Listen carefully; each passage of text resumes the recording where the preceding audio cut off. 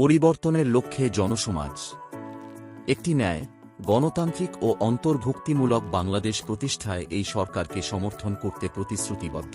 5ই August 2024-এ ছাত্র এবং নাগরিকদের নেতৃত্বে একটি ঐতিহাসিক বিদ্রোহ ঘটে যা প্রধানমন্ত্রী শেখ হাসিনাকে পদত্যাগ করতে এবং দেশ ছেড়ে পালাতে বাধ্য করে।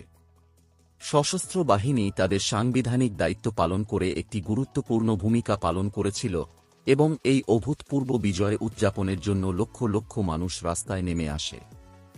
বর্তমানে নোবেল বিজয়ী ড. মোহাম্মদ ইউনূসের নেতৃত্বাধীন অন্তর্বর্তীকালীন সরকার গঠিত হয়।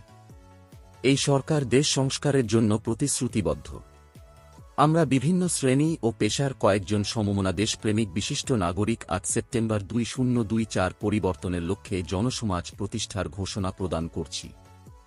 আমরা নবগঠিত পরিবর্তনের লক্ষ্যে জনসমাজ একটি ন্যায়,